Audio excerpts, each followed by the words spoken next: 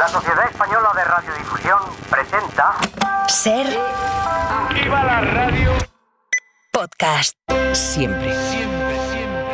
Hay la nostalgia que le gusta explotar a Hollywood, historias que triunfaron en su día y marcaron a toda una generación. Regresan Los Cazafantasmas, nueva entrega, con parte del elenco original, con Bill Murray en Nueva York y con una historia más oscura y adaptada a estos tiempos. Es el blockbuster de la semana, pero también tenemos cine independiente como Club Cero, con una de las gurús de las dietas en un colegio privado, o El Sucesor, la nueva película del francés Xavier Legrand sobre la violencia de los hombres. Del cine español se estrena La Abadesa, más comedias también tenemos, y en televisión hablamos con Chino Darín del thriller Mano de Hierro, del peso de su apellido y del estado del cine argentino. ¡Acción!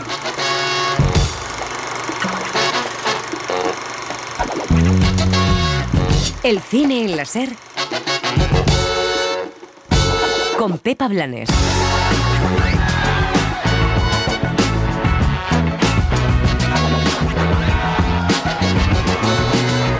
El discurso de Jonathan Glazer en los Oscar pidiendo el alto al fuego en Gaza no ha sentado bien en una parte de Hollywood, que ha firmado un manifiesto en su contra. No se sabe en realidad en contra de qué, si de que pidiera que parasen los ataques contra los civiles o que pidiera jamás la liberación de los rehenes. La carta la firman solo 450 personas, judíos de Hollywood. A ellos se suman declaraciones de otros directores como las de Laszlo Nemes, que parece que quieren convertir a Glazer en un enemigo y en un antisemita. Es lo que les pasó hace años también a Javier Bardem y a Penélope Cruz cuando pidieron la paz en la zona, que el Hollywood más rancio, John Boyd, salió en tromba contra ellos. El problema es que el resto, toda esa industria progresista, liberal, abierta y comprometida, está callada, dejando que uno de los mejores directores que tenemos vaya a convertirse en alguien vetado por los grandes estudios y los streamers. Paradójicamente, Glazer está sufriendo lo mismo que denuncia su película, el silencio cómplice frente a lo que no está bien, por miedo o por no querer perder ni un solo contrato.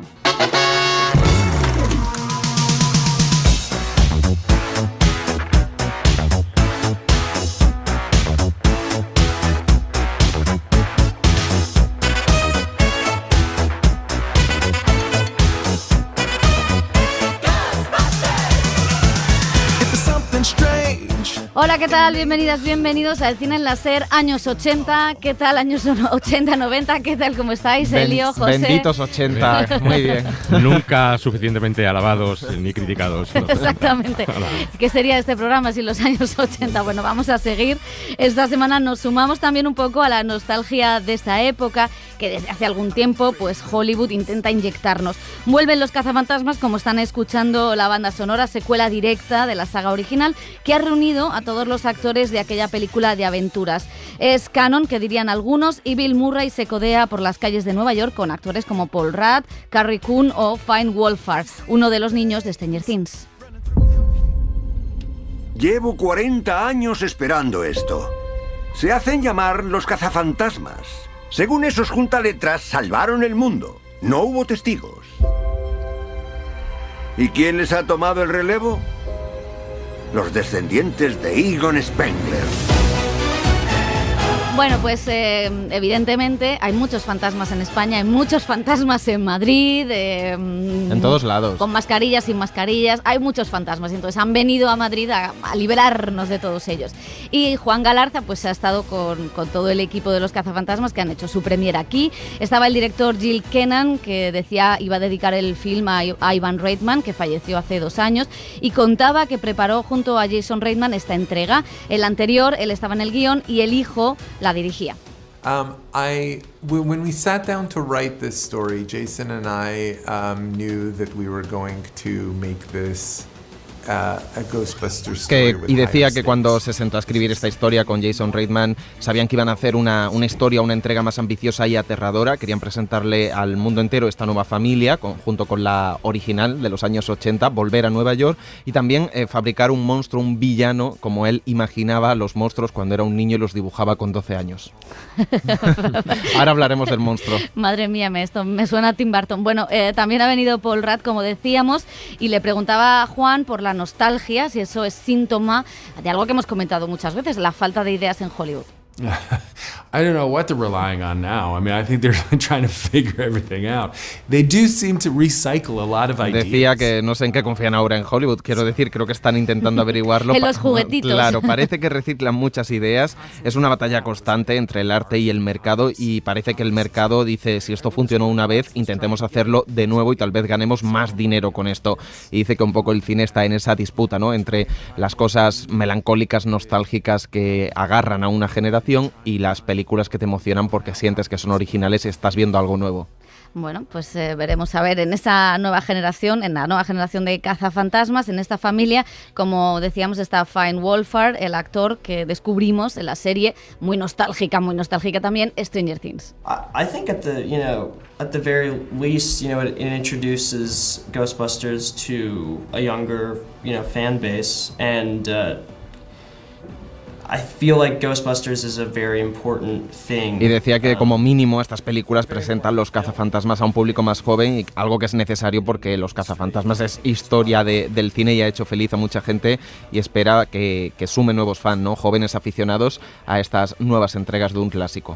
Bueno, pues el director y el actor obviamente recordaban la película original, la de los años 80, pero también otros clásicos que marcaron su infancia y yo creo que la de todo el mundo, ¿no? Como Regreso al futuro, En busca del arca perdida. Y les preguntábamos a los actores más jóvenes, a Finn Wolfhard y a McKenna Grace, qué películas o qué clásicos tenían ellos. A ver. I remember seeing Hereditary for the first time in theaters, and that was like, I was very scared, but also like that movie is like an instant classic. I feel like I'll always remember going to see Oppenheimer in theaters because I've literally gone and I've spent 12 hours of my life on that film. I've watched Oppenheimer 4 times in theaters, and so I will remember that. Son de clásicos instantáneos, porque uno recordaba Hereditary, que es de los 2000 y poco, la película de Ari Aster, ¿no? De terror, que le pega mucho a este actor, y ella decía que Oppenheimer, que es práctica del año pasado y que la ha visto 4 veces, 12 horas de su vida. Clásico. Instantáneo, es como el café instantáneo. También sabemos quién va a trabajar con Christopher Nolan próximamente. Posiblemente, pero... ¿Quién va a pasar el casting muy rápido? Nosotros pensando en los 90 y en los 80 y estos chavalines ya están en 2020. Total. Bueno, hay varios temas. Por un lado, ¿no? Como explicaba o le preguntábamos a Paul Rudd y al director de si Hollywood está carente de ideas con esta revisión de la nostalgia, si hay un poco de, asegurar el dinero, asegurar la taquilla. También lo otro que hemos comentado mucho, por qué nos gusta ver una y otra vez cosas que nos marcaron en la infancia o en la adolescencia. Y luego, por otro lado, os pregunto si la peli merece la pena, no merece la pena, si mejor se quedaban en casa cazando fantasmas allí. Se puede echar un vistazo, o sea, tampoco es que sea gran cosa, es entretenida y punto. Lo que sí es este intento, como decías tú, ya de juntar a muchas generaciones, porque claro, salen los primeros cazafantasmas, luego sale Paul Rudd, que es la edad media, ¿no? Y luego están los chavales jóvenes, o sea, que quieren abarcar a todo tipo de público, y lo que sí que creo que, no sé si es un acierto o no, o sea, para mí sí, es volver un poco al espíritu de la primera película, las calles de Nueva York, un poco más exteriores, ¿no? Pues eso, la biblioteca, la estación de bomberos, todas esas cosas icónicas, a mí me parece que recuperarlas está muy bien, es un acierto. Luego lo que pasa es que los argumentos dan para poco, porque al fin y al cabo son los fantasmas, cogerlos, atraparlos, se rebelan, salen... La aventura del héroe completamente simplificada. Sí, y luego hay una cosa, José, que también es interesante, porque claro, aquí en España se ha hablado mucho de ese término machista que es La señora de Cuenca, pero bueno, era una serie que el concepto que gustara a los 5 miembros de la familia, ¿no? Sí. Y aquí un poco, por lo que estáis diciendo, al mezclar esas generaciones... Hombre, es que aquí tenemos abuelos... La señora de Missouri. Claro, tenemos los abuelos, los padres modernos de 40 y poco, ¿no? Sí. Y las madres, y luego ya los chicos adolescentes. Yo creo que no es una película... Intenta recuperar ese espíritu, pero creo que son tiempos distintos. Sí. Y no veo ahora a un público adolescente mucho más cultivado o entrenado entrenado en el streaming y en otro tipo de productos culturales, acercarse a algo como Los cazafantasmas, que creo que se le queda corto a nivel de tanto de diversión como de entretenimiento, como de fuegos artificiales en lo tecnológico. Eso creo que es así, tiene pues ese espíritu chulo de volver a los 80, como decía Elio, a esas calles de Nueva York, en este caso el Imperio Helado, ¿no? Esas calles que intentan congelar toda la ciudad y a la vez destruirla, ese alcalde que está harto de los cazafantasmas, las familias están bien, tienen carisma los actores, hay tramas, subtramas que introducen la diversidad y cosas adaptándose a los nuevos tiempos, pero sobre todo lo que me ha chirriado es que hay una cosa muy bonita de los cazafantasmas, que es lo artesanal, ¿no? La cantidad de artilugios que tienen, que eso se mantiene de los 80, no han sacado una pistola láser súper tecnológica, sino que tiene esa parte... La parte medio artesanal. Artesanal, que a mí de cachivaches, ¿no? Que a mí me gustaba mucho. Entonces, en esta entrega sobre todo me chirría y no me gusta el villano que crean, que es como un villano súper malo, de hecho creo que es más oscura para ser una película familiar, que es un villano que parece del Laberinto del Fauno, con unos cuernos y un villano medio de película mediana de Marvel, no de las grandes, pero que esos efectos digitales con los artilugios y lo artesanal de la puesta en escena de la película y todo el entorno, ¿no? Y de la estética que tiene, sí que el contraste ese a mí me espanta un poco, ¿no? Porque es como un villano del siglo XXI en una película de los 80, entonces ahí creo que no está equilibrada la película. Y se echa de menos a Sigourney Weaver. Ya eso, he dicho antes que estaba todo el encuentro menos ella, que estaba en los Goya en ese momento y no pudo seguramente. Sí, porque la rodaron ayer. Exactamente. Lo que tiene la IA, que va todo muy rápido. ¿Y Mr. Murray?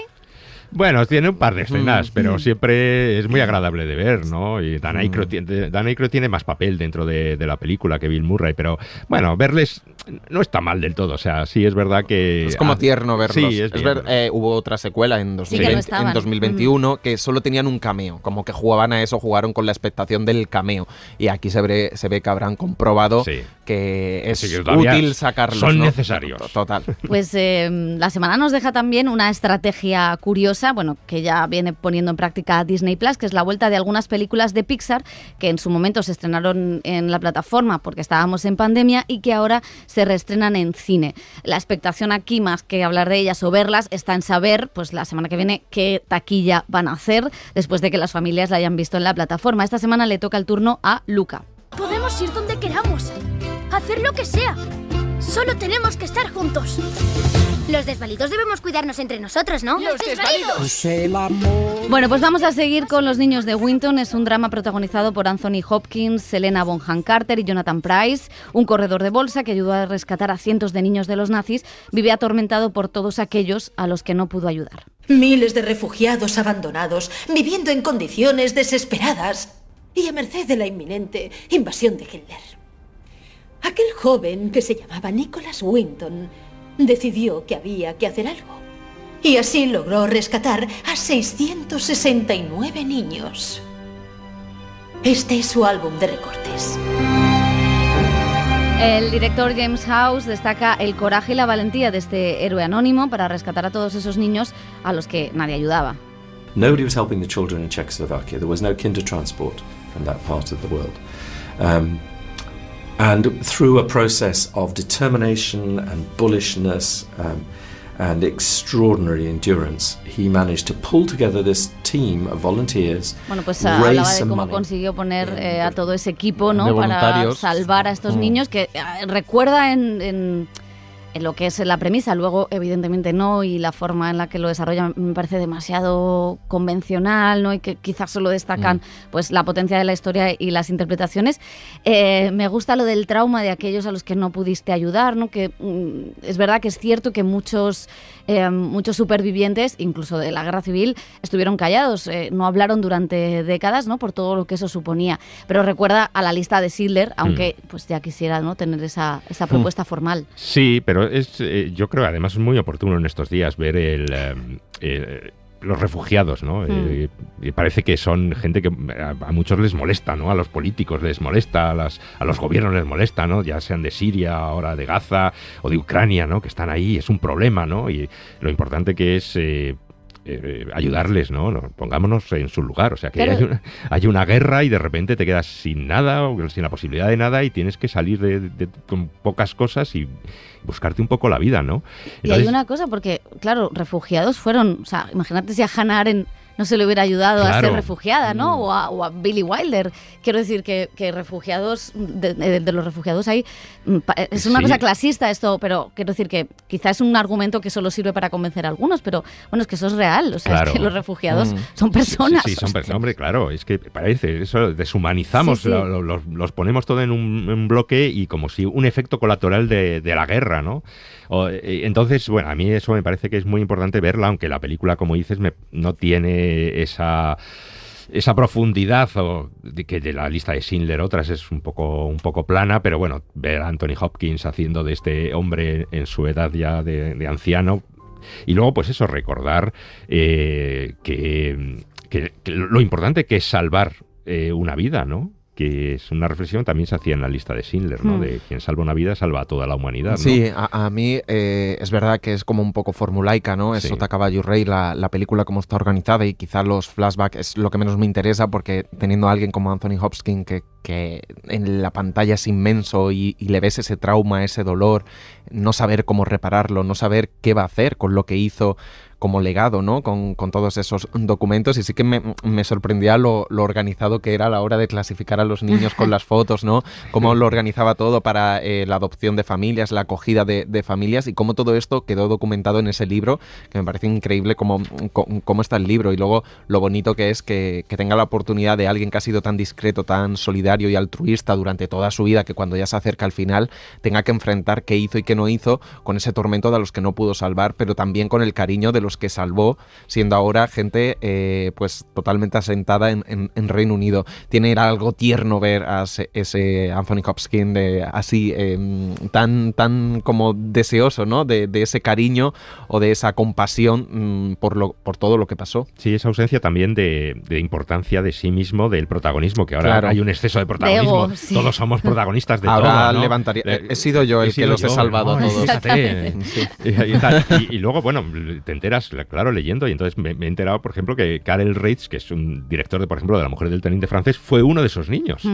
Fue uno de esos niños que sacó este hombre de Checoslovaquia, luego se sentó él en Inglaterra, hizo su carrera cinematográfica, ya murió en el año 2002, pero bueno, que es verdad, o sea, que luego les tenemos que poner casi a todos esos supervivientes pues nombres y apellidos para ver eso, la importancia que tiene cada persona. Total. Bueno, vámonos al cine francés con El sucesor. Es una película que vimos en San Sebastián y que firma Xavier Legrand. Barajamos varios títulos. Elías Barnes, el nuevo príncipe de la moda. Genial, Elías. Levanta la barbilla. Hay que hacer un descanso. La policía busca a Sebastián Barnes.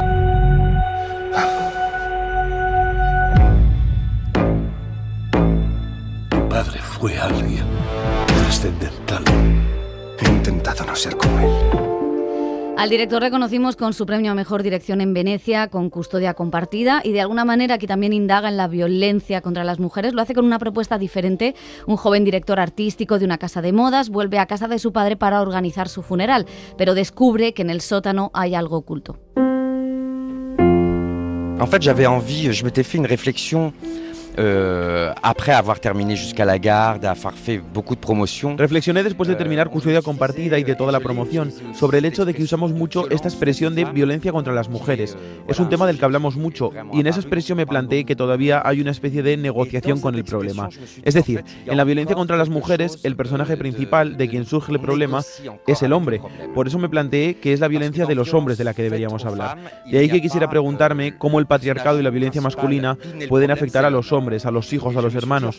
¿Cuál es la herencia que nos llega a los hombres de 40 años de nuestros padres o abuelos de otra sociedad donde el patriarcado era el dominante? ¿Cómo hacemos para vivir con ello? Y también es simbólico ver cómo, de hecho, los hombres incluso hoy en día tienen dificultades para hablar de ello y guardar mucho silencio. Encore aujourd'hui ont du mal à en parler et gardent beaucoup le silence finalement.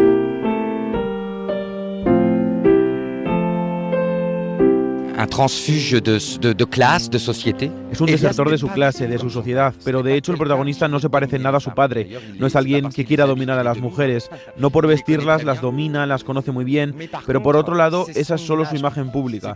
Es alguien que ni siquiera tiene una conexión con su padre. El hecho de que tome esa decisión, esa elección, que puede resultar difícil de entender, es porque quiere salvarse a sí mismo. Es decir, no quiere a este padre que lo rechazó, ni a un fantasma post-mortem que viene a destruir su vida. Se quiere salvar a sí mismo y, muy a su pesar, se produce de alguna forma que la víctima, sin saberlo, se convierte en el verdugo. Quelque part, la victime devient, malgré lui, le bourreau. J'aime les risques. No, justement, j'essaie de réinterroger la dramaturgie. Me gustan los riesgos. Precisamente intento examinar de alguna forma la dramaturgia. Me parece fascinante como espectador encontrar pistas falsas, ser engañado, sacudido por la película y por los personajes. De hecho, eso ya estaba presente en Custodia Compartida. Al principio, cuando descubrimos a esta pareja, nos preguntamos quién manipula a quién. Podemos pensar que quizás ella sea la que está en el centro del conflicto porque denigra al padre, quiere llevarse a los niños. Así que sí, me gusta jugar con varias pistas para demostrar eso, que los personajes son interesantes porque siempre tienen algo que esconder. Bueno, pues, ¿qué os ha parecido? Bueno, es que tenemos que explicar un poco el contexto, ¿no? Es una peli que empieza con un desfile de moda increíble en forma de espiral, que también es algo muy, muy simbólico del cine de terror y de suspense. Ahí está Hitchcock, ¿no? Con esos modelos increíbles, ese plano, donde tú entras en la cabeza un poco de este joven diseñador, el nuevo principito que le llaman de la moda parisina. Recibe lo que es el argumento, ¿no? Recibe la llamada de que ha fallecido su padre y se va... Es que aquí hay que... Ojo con los spoilers. Claro. Recibe la llamada, esto sí se puede contar, que ha muerto su padre, con el que no tenía mucha relación en Quebec, y entonces decide coger un avión e ir a Quebec. A partir de ahí, lo que encuentra en la casa ya no podemos hablar. Lo que pasa es que la película sí que tiene un vigor en la dirección en los primeros momentos y demás, pero llega a ese momento en el que hay un giro de guión tan loco, una sorpresa tan Varios loca. giros de guión, porque no se contenta con uno solo. Pero ese es increíble, porque ahí es donde, como hablábamos Pepa y yo, es casi un acto de fe, ese giro. Es decir, la gente que supuestamente entró en ese giro de guión considera que es una maravillosa entró película. En un thriller angustioso, asfixiante, terrorífico, y estaba en tensión. Los que nos provocó risa y fue como absurdo, porque la gente en el Paseo de San Sebastián se reía de ese giro, claro, se cae toda la película y te queda hora y 20 de película donde tú ya has dimitido, por así decirlo, de esa historia. Pero no, claro, no solo porque, bueno, el no creérselo es una parte fundamental, como dices, pero aparte es porque, claro, quizá estás hablando de un tema tan duro. Hablábamos antes, hay violencia de género, que es un tema que estuvo en la película anterior, que era maravillosa. A mí me gustó muchísimo cómo retrataba el maltrato y el acoso y la violencia en Custodia Compartida. Y aquí, claro, hay una parte banal que claro, además, eso que decía en la entrevista está muy bien, de cómo la violencia repercute en los hijos varones, en los hombres, o sea, cómo la violencia machista también perjudica a los hombres, y sin embargo lo que ves es a un tipo intentando escapar de algo que, o sea, intentando escapar por todos los medios y ocultando todo, o sea, que en realidad eso que explica él, lo siento, Xavier, pero total. Que es tu cumpleaños dentro de poco, pero no está en el guión. Reviste de teoría. 28 de marzo.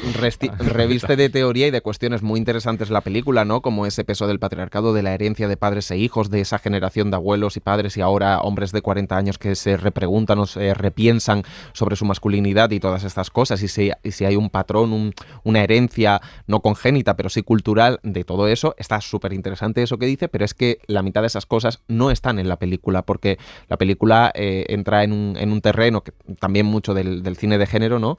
Que absolutamente acaba siendo algo casi paródico, y no por una cuestión de credibilidad ni porque le exijamos a la ficción verdad, sino porque está mal planteado ese giro y todo el desarrollo de la película a partir de ese momento, y a mí se me cae por completo. Claro, y sobre todo contrasta en esa primera parte en la que, bueno, la idea de que sea modisto y que sea un tipo con una carrera y una proyección sí está bien, porque de repente hay una cosa oscura alrededor de tu familia que puede perjudicar a la opinión pública, todo eso como que está bien, pero tiene un tipo de estrategia fílmica, y luego de repente haces todo lo contrario, que es como, pero ¿dónde luego vas? hay una parte, claro, de la moda también, es un diseñador, y ya sabemos los diseñadores, pues esa relación con el cuerpo de las mujeres también ahí, que es un tipo de violencia, pero es divertido. Yo ya me entregué a como una comedia. A la diversión. Sí, porque tiene un punto frívolo, ¿no? Una parte de frivolidad absoluta, que es estar mirando portadas de moda mientras estás intentando gestionar el secreto más macabro y escabroso de tu padre. Entonces es, bueno,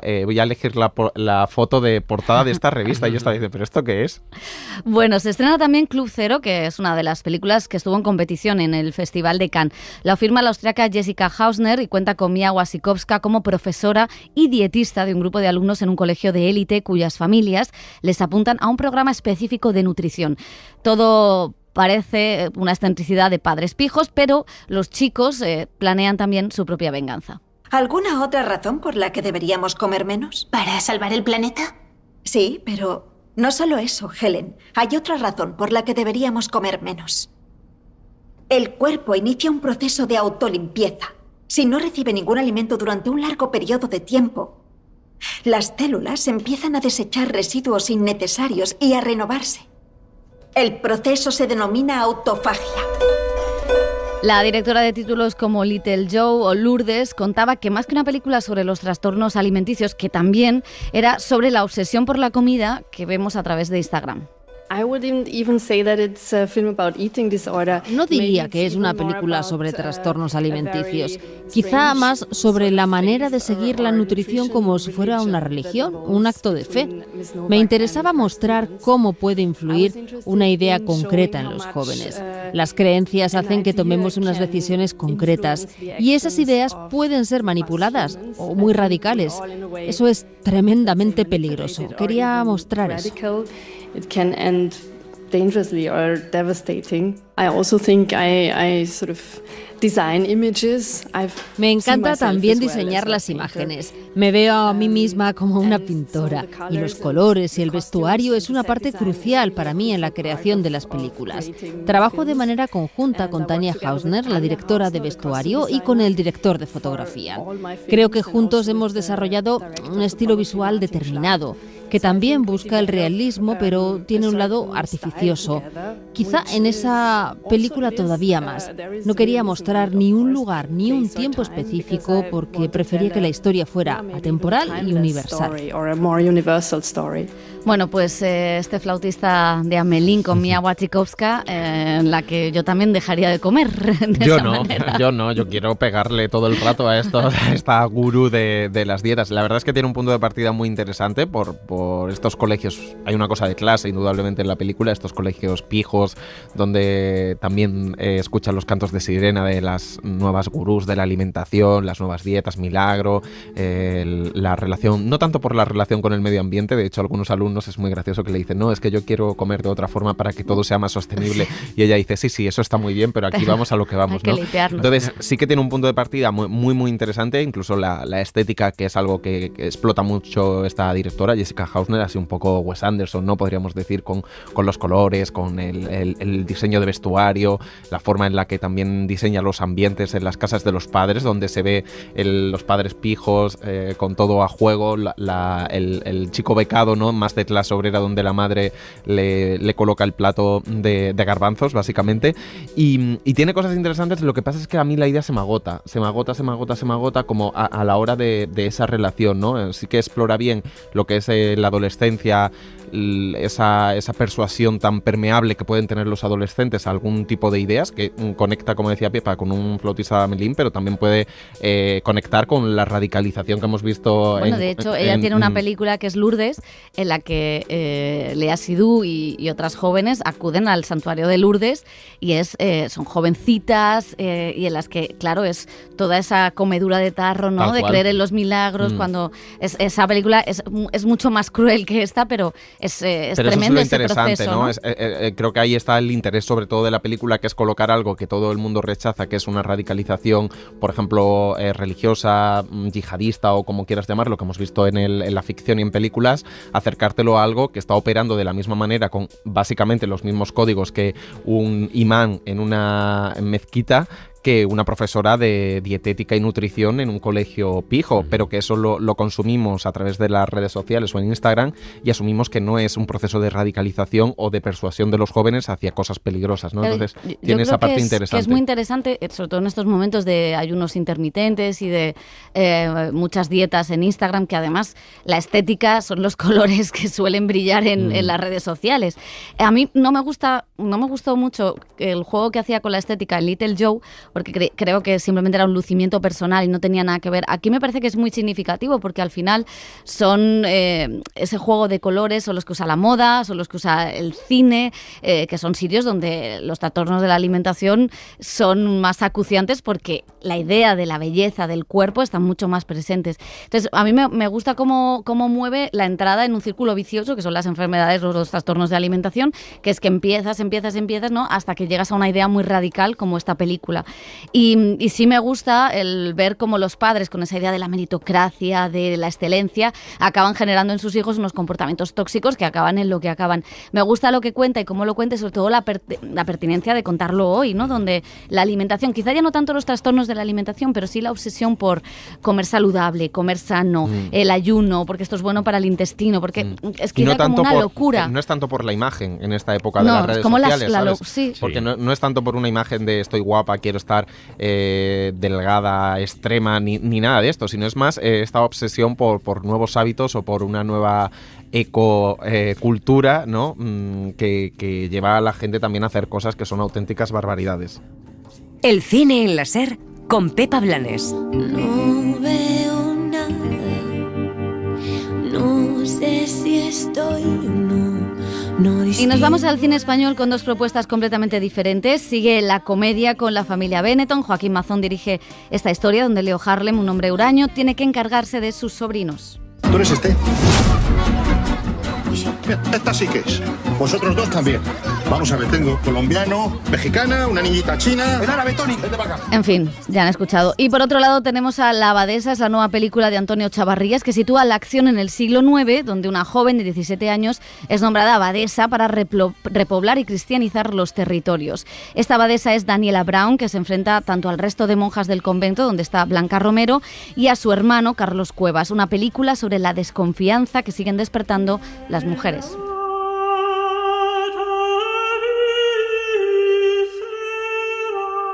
Yo en un viaje que hago voy a llevar a regalar un libro sobre Cataluña a un amigo mexicano que se interesó, dice, tráeme algo. Y era un librito pequeño y en el vuelo lo fui ojeando y de pronto vi 2 párrafos que hablaban de una chica que se llamaba Emma, que a los 17 años se muere su padre y la hacen abadesa. No sé si estoy preparada. No estáis sola. Dios os acompaña. Acudid a Él en los momentos de duda. Siempre estaréis bajo su mirada. Y decide ejercer un poder que nadie esperaba que ejerciese porque eran poderes simbólicos. Y un abad sí que ejercían y además algunos fueron de una forma muy potente y ella decide ejercer ese poder que está reservado a los hombres. ¿Y cuándo empezarían esas normas? De forma inmediata. Admiro mucho lo que estáis haciendo por esas gentes y soy la primera en sorprenderme por lo que estáis consiguiendo. Pero es vuestra lucha y no todas estamos dispuestas a seguir vuestro camino. No es mi lucha y solo hay un camino, el de la obediencia. Y tiene 17 años y está creciendo a todos los niveles y está descubriendo un mundo y cómo mantiene esa determinación de tomar decisiones. Uno de los papeles que quería hacer era de monja en mi vida, pero creyente. Entonces me creó un conflicto porque yo sí creo en Dios y Eloísa no. Y me gustó al final ser la monja rebelde, ser la monja que da el contradiscurso, pues porque va más quizá con lo que yo puedo aportar al personaje. Hermanas, siempre nos hemos respetado hasta hoy y así debe seguir siendo. No entiendo por qué queréis sacrificar nuestra libertad y por qué razón queréis imponer vuestra forma de servir a Dios. Porque en esta abadía se ha olvidado a Dios. Pero yo fui testigo de Jehová, me sé la Biblia de pe a pa. Iba a las reuniones, predicaba por las casas, era de estos que van a tu casa el domingo a las 9 de la mañana, yo fui de esas. Entonces, pues me creó un conflicto, pero disfruté mucho el personaje de Eloísa. No pienso seguiros en vuestra locura, ni cambiar esta vida, que no he elegido. A mí me interesó sobre todo el mundo humano. O sea, hay un contexto histórico que se ha tratado y creo que se ha tratado muy bien, pero sobre todo esas contradicciones personales, esos espacios que, como muy bien dices, las mujeres de la época que han destacado muchas veces salen de las abadías. Pero no es labor de una mujer gobernar a los hombres. Esta anomalía ha generado malestar y desconcierto en el pueblo. La gente reclama la autoridad que siempre ha conocido y que es la única capaz de mantener el orden. Y es porque allí encuentran ese territorio y no está el hombre que las está coartando. O sea, si hay de pronto aparece un personaje histórico que se interesó por la astronomía, por la poesía, era en el mundo de las abadías, de los conventos, precisamente por esa libertad muy condicionada, pero libertad al fin y al cabo para ser ellas mismas.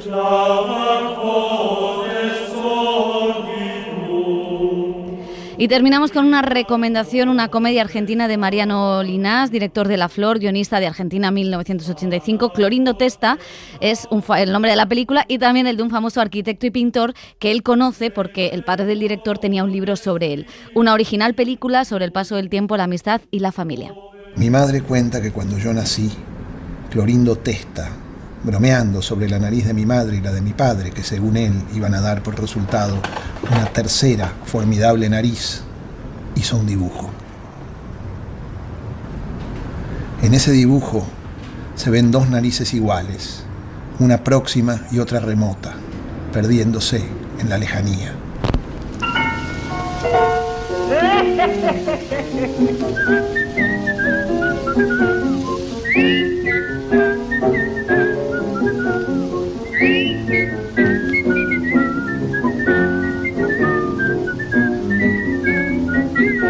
El cine en la SER con Pepa Blanes.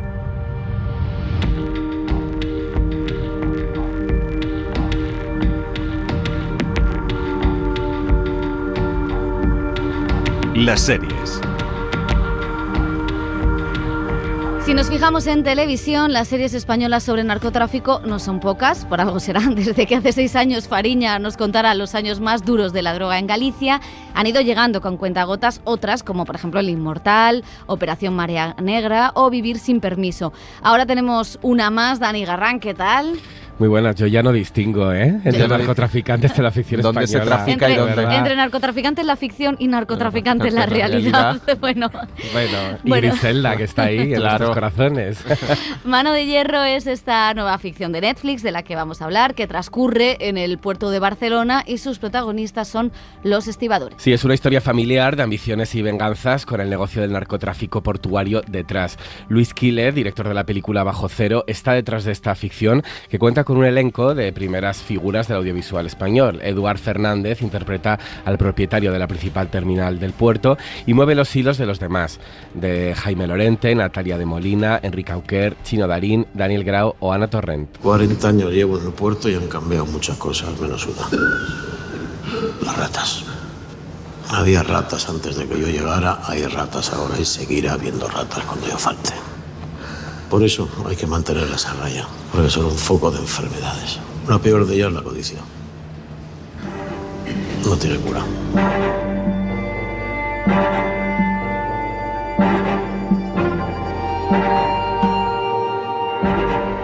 Chino Darín, protagonista de Mano de Hierro, ¿qué tal? ¿Cómo estás? Muy bien, ¿cómo están ustedes? Muchas gracias por venir a la cadena SER.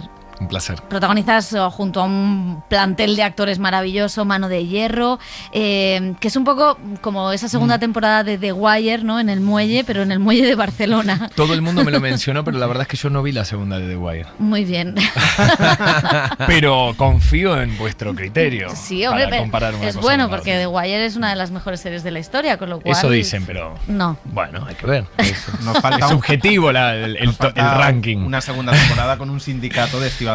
Sí, es una opción, es una idea. Pero sí, todos me dijeron que tiene que ver con la ambientación de esta segunda temporada de Wire, ¿no? El contexto, a eso te refieres. Esos containers, la corrupción en el puerto, cómo se produce todo eso. Ah, vale. ¿Cómo llegas tú a este proyecto sobre corrupción? ¿Cómo te llega? Con un sobre debajo de la mesa. No. Eso es muy español, te voy a decir. ¿sabes? No, bueno, por lo de la corrupción. No, tuve una reunión con el director. Y entiendo que fui uno de los últimos convocados, porque en aquella reunión me acuerdo que casi todo, creo que todos los nombres que me mencionó de actores y actrices que que tenía seleccionados para los personajes fueron finalmente con los que terminé trabajando. Así que así fue, me reuní con él, me habían pasado algún guión, me contó un poco de qué iba la historia, me adelantó el elenco y me resultó atractivo, la verdad. El elenco era espectacular desde el vamos y lo es a día de hoy, incluso porque lo que se ve, siempre pasa esto un poco, que somos como la punta del iceberg, pero realmente es un elenco muy grande de muchos lugares, hay mexicanos, italianos, hay gente de todos lados y son todos buenísimos, así que fue entusiasmante trabajar con ellos. ¿Y qué te parecía jugoso o interesante de este personaje, ¿no? Que se mueva ahí en una sospecha, en una línea difusa? Hemos visto algunos de los capítulos, pero... No queremos hacer spoilers. Vale. Que luego claro. Netflix nos la lía. O sea, el señor de Netflix nos la lía. Es complicado, de hecho, hablar de mi personaje sin hacer mucho spoiler, pero lo que se puede decir es que lo vamos a descubrir siendo varios atractivos tenía el personaje, porque la verdad es que en todas sus facetas para mí tenía cosas interesantes de trabajar y de descubrir. Empieza siendo un gruista dentro del grupo de estibadores de la terminal portuaria que maneja Joaquín Manchado, que es el protagonista de todo esto, el personaje de Eduard Fernández. Y ya eso me parecía bastante atractivo, porque manejar esa maquinaria, entender un poco cuál es el lenguaje de esta gente del puerto, que tiene sus particularidades, poder rodar en ese espacio que es increíble de Barcelona, es esta especie de Barcelona que está presente todo el tiempo, porque todos hemos visto el puerto de Barcelona, pero que pero no de alguna forma está vedada claro. al acceso, no puedes entrar, ¿no? Es como algo medio prohibido y la verdad es que fue interesante meterse en esos lugares, charlar con la gente que trabaja ahí, quedarse toda la noche, ver el amanecer desde ahí arriba de grúas, todos estos lugares. O sea, estuvisteis con los trabajadores, estuvisteis preparando todo el... Qué guay. Y en mi caso era un poco necesario porque tenía que manipular parte de la maquinaria, entender cómo funciona el trabajo de ellos y un poco lo que es el mecanismo del puerto en general. Es un espacio gigante, monstruoso, es como una ciudad con muchos peligros porque permanentemente está pasando maquinaria con toneladas de carga por arriba tuyo, todo es de hierro, todo suena fuerte, da bastante miedo. Pero bueno, sí tuve la oportunidad en realidad de interiorizarme un poco de cómo es el trabajo de los gruistas y los estibadores en general. Tuvimos que emular y replicar muchas de las cosas en pantalla, con lo cual era importante saberlo. Y de alguna forma tuvimos el puerto para nosotros en ese sentido. Entonces sí, nos fueron llevando de la mano y mostrándonos un poco los detalles y secretos portuarios. Y es una serie que habla de la corrupción, pero corrupción sistémica, no solo política, ¿no? La que todos podemos caer en ella, de la sed de venganza, de la avaricia, también dentro de la familia, la que se genera a diferente escala. Al final parece que todo va abocado a la corrupción. ¿Por qué este énfasis en tratarla de muy diferentes maneras? La verdad es que no sé muy bien. Tiene varios... Cuando uno habla de lealtades y traiciones o de cosas humanas, la corrupción es medio parte de este material. Es verdad que cuando hablas de cuestiones de dinero, de cargas, de terminales portuarias, parece ser una corrupción muy identificable, muy de titulares, muy de noticias, pero me da la sensación de que la corrupción es un poco como la corrosión, en definitiva, ¿no? Es algo que está en las entrañas del ser humano en general, en el ambiente que sea.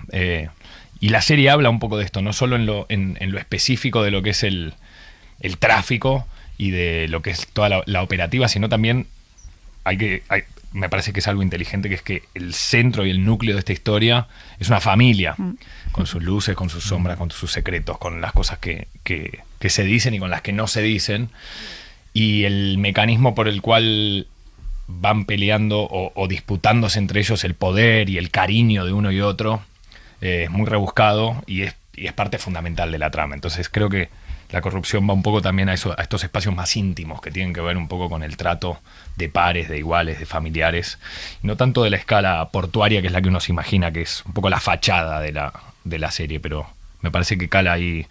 Me parece que es interesante la corrupción en el sentido de que es un dilema ético, moral, al que todos estamos expuestos de una u otra manera y del que todos tenemos una opinión irrevocable hasta tanto se demuestre lo contrario, ¿no? A priori no creo que a nadie vos le preguntes, ¿sos corrupto? ¿Serías corrupto? Y te diga, sí, soy el primero. Todo lo contrario, y sin embargo vamos descubriendo permanentemente que el mundo está lleno de pequeñas corrupciones, incluso de uno con uno mismo. Entonces, bueno, me parece que en ese sentido es interesante. Me había quedado decir una cosa del personaje Víctor, que es que si bien lo vemos en este puerto, después vamos a descubrir que hay otra faceta de él que es una cara oculta, y vamos a entender que él está metido en este lugar. Un poco porque pertenece y otro poco porque tiene otras intenciones. Y decías que te habías reunido con Luis, con el creador, pero ¿cómo es ese momento? ¿Cómo es el Chino Darín creador como actor cuando llega a su casa con el guión? No sé si has desarrollado una técnica, eres de los que das vueltas por la casa, mucha prueba y ensayo. Algo de todo. ¿O confías mucho también en una intuición, algo orgánico? Bueno, confío mucho en una intuición a priori y después me armo una hoja de ruta. Trato de entender qué cosas son las que me separan y qué cosas son las que me emparentan con el personaje para entender un poco cuál es el trabajo que tengo por delante. En este caso había algunas características que eché mano de trabajos anteriores o investigaciones anteriores, con lo cual a veces hay cosas que te sirven de cosas que ya estuviste investigando y que por ahí son decisiones que no tomaste y quedan ahí para que les eches mano en algún momento. Y por otro lado había un mundo inexplorado que es un personaje por el que camina casi solo este personaje, ¿viste? En definitiva, nunca tenés un caso. Hay algunos personajes que te dan te permiten diseñarlo como vos quieras y no basarte en nada en particular. Sí, evidentemente todos tomamos referencias y nos inspiramos en el mundo real o ficticio, pero eso es inevitable. En este caso, yo tenía un par de cosas que me preocupaban de inicio, como trabajo, tarea para la casa, lo cual me llevó a trabajar con una coach en Barcelona con la que trabajo mucho, que es Raquel Carballo. De hecho, hoy hablé con ella, le mando un beso grande, estará contenta, espero que le guste el trabajo. Que es una coach de acento castellano. Y después toda la parte policial, si se quiere, o de acción que estos personajes tienen esa particularidad, que es que lo ideal sería que no te lastimes y hay peligros por todos lados, entonces llevan una carga extra. Pero después, en este caso, me determiné a diseñar la parte interior de este personaje, un poco en las conversaciones con el director, en lo que había en el guión y en lo que podría venir, porque hay cosas que se componen de flashbacks y cosas que todavía estaban ahí a punto de definirse, que uno a veces tiene que tener cierta cintura para poder amoldarse, ¿viste? Sobre todo en estos formatos de serie donde a veces la escritura está caliente todavía. Así que nada, en este caso la investigación tenía más que ver con el ámbito portuario, con el ámbito policial, y lo demás estaba para crear un personaje ahí medio infiltrándose en esta familia, si se quiere, o vinculándose sobre todo con el personaje de Natalia y de Jaime, que tienen un pasado en común, y había que construir un poco ese mundo portuario adolescente y confiar en que por ahí hay otros actores que hacen parte de los personajes, ¿viste? Entonces son complejas estas cosas que uno empieza a decir, somos varios los que hacemos el personaje, entonces uno no tiene la potestad total para definirlo, ¿viste? Hay que ir amoldándose. Y decías lo de la coach, ¿ha sido difícil? Porque súper, siempre. Sí. Para mí es dificilísimo. Siempre que no, pues está calcado. Pues me alegro que me lo digas. Pero la verdad es que siempre es muy complicado y en el camino se fueron tomando... eso es lo primero que me da... Lo primero que pregunto. Entonces, ¿qué hago yo acá? ¿No? Si el personaje... pero bueno, me prometieron algunas cuestiones argumentales para fortalecer esas dudas sobre el personaje.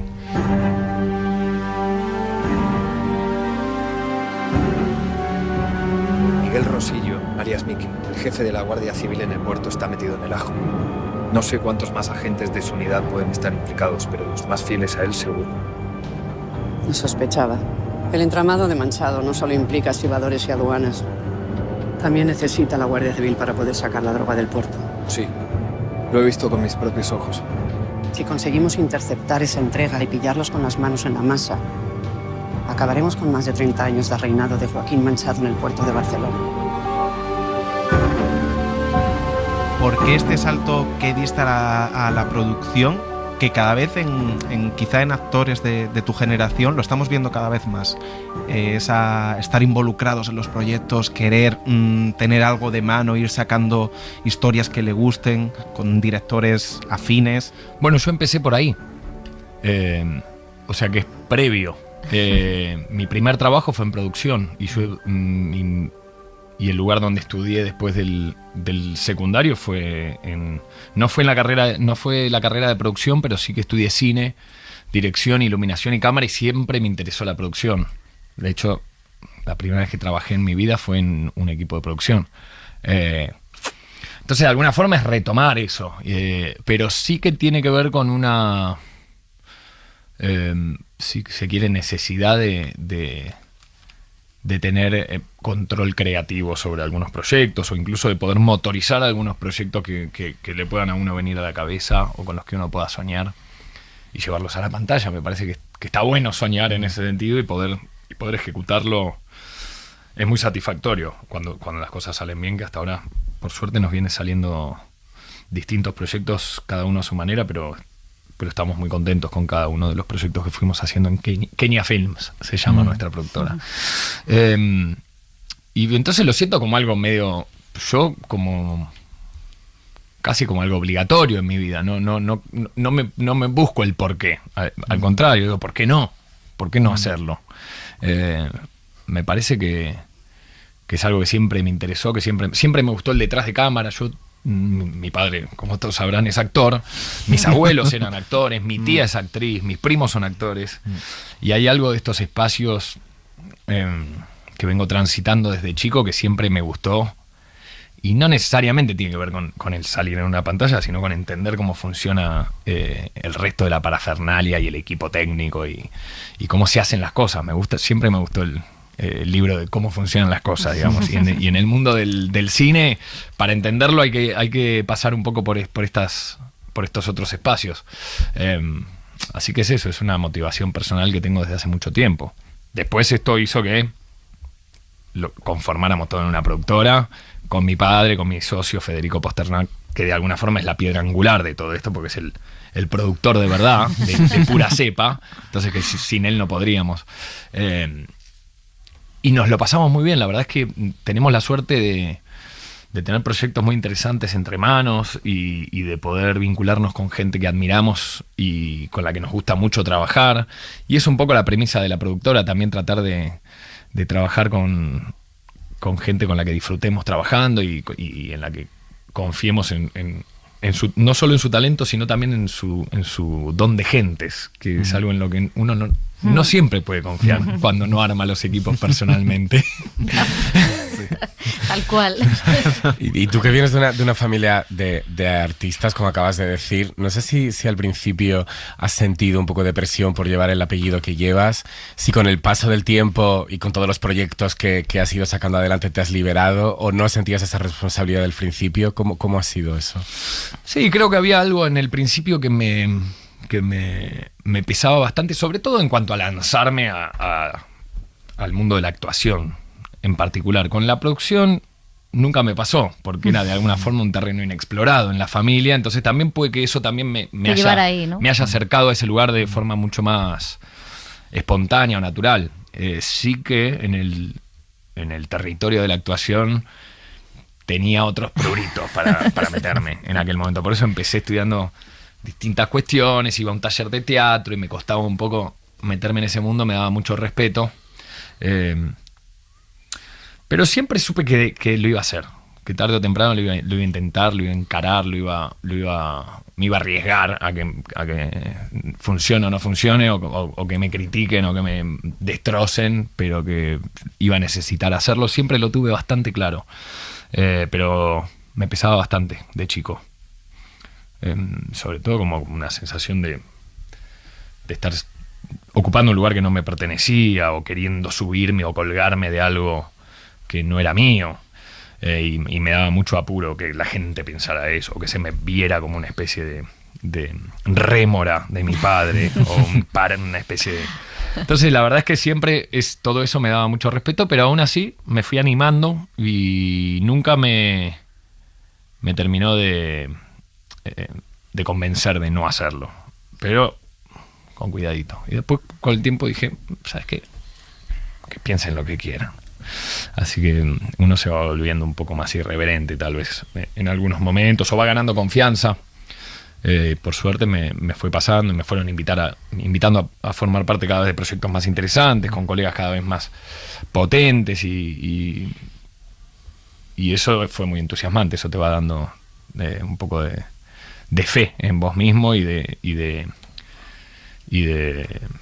alguna forma confianza de que todo puede salir mejor cada vez.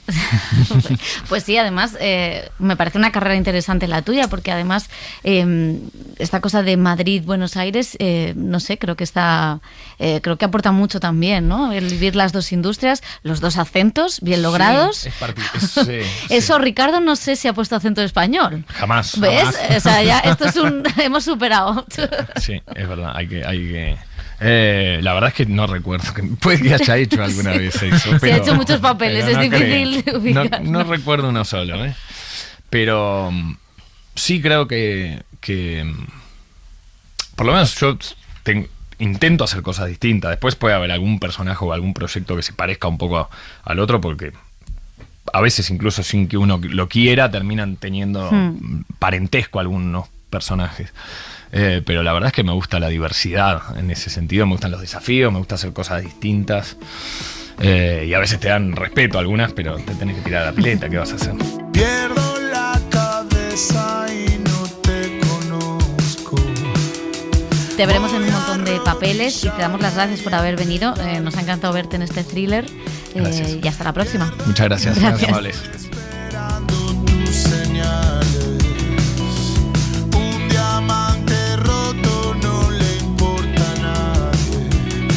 El cine en la SER con Pepa Blanes.